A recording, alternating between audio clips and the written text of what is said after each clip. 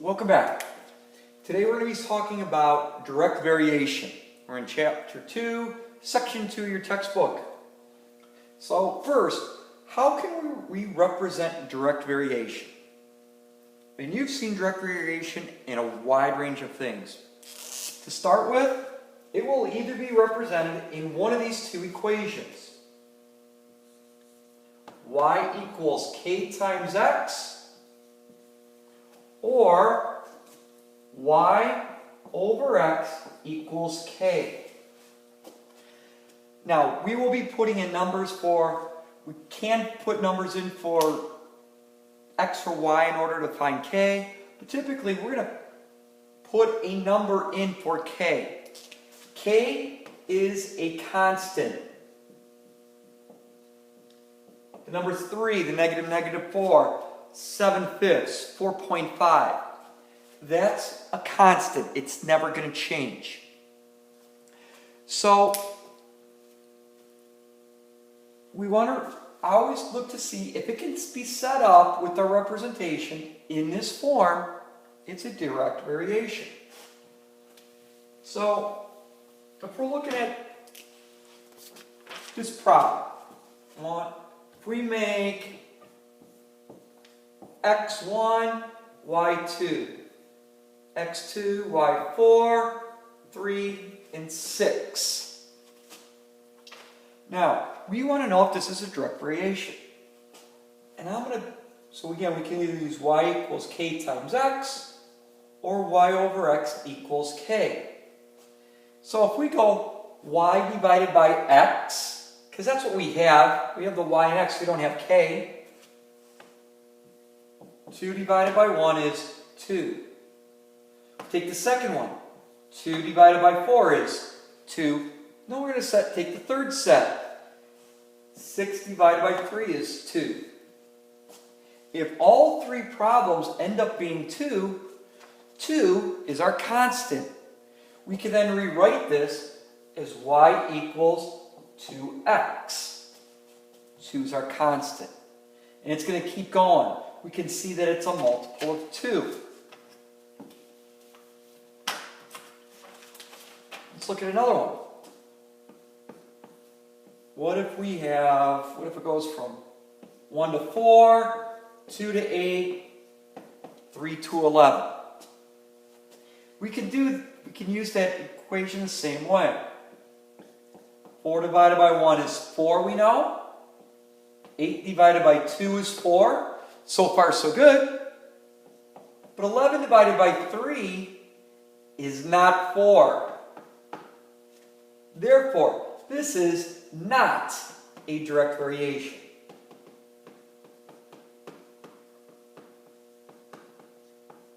It's some kind of other relation, but it's not our special direct variation. So, look at this. What if we set up our XY chart. We have 5 and 15. We have 7 and 21. 10 and 30. Go ahead, you try this. Is this a direct variation? If so, write an equation out. You can pause it and try it. So we take 15 divided by 5 is 3. 21 divided by 7 is 3. And 30 divided by 10 is 3. Same value, 3. This is our constant. So we can write this as y equals 3x. If you see, 3 times 5 is 15. 3 times 7 is 21. 3 times 10 is 30. This was a direct variation. Now, when we're looking at equations, if we're given an equation, these are easy to recognize.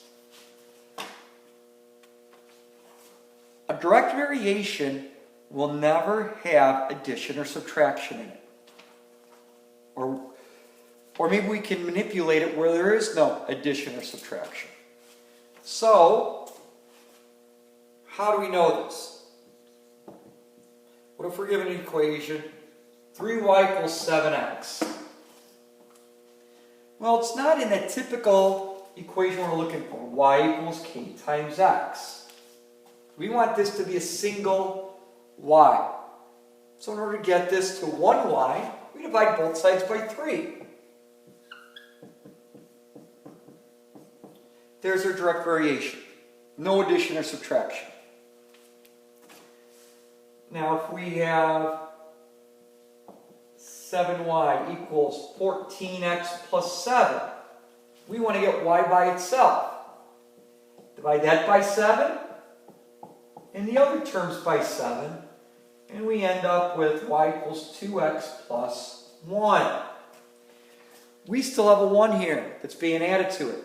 This is not direct variation because it has an addition in there. Again, like I said, it does not have any addition or subtraction. What about this one? 5x plus 3y equals 0. Now there's an addition in there, but remember, we want to get the y's by itself, so it looks like y equals k times x. So I'm going to add negative 5x to both sides, just like we did when we solved equations. We're trying to get y by itself.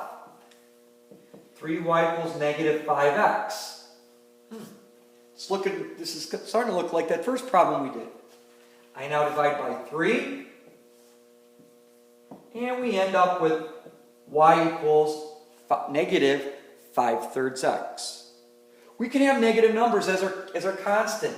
That's perfectly okay. We can have decimals, fractions, negatives. It still fits this equation here. So this C, our letter C to solve, was direct variation.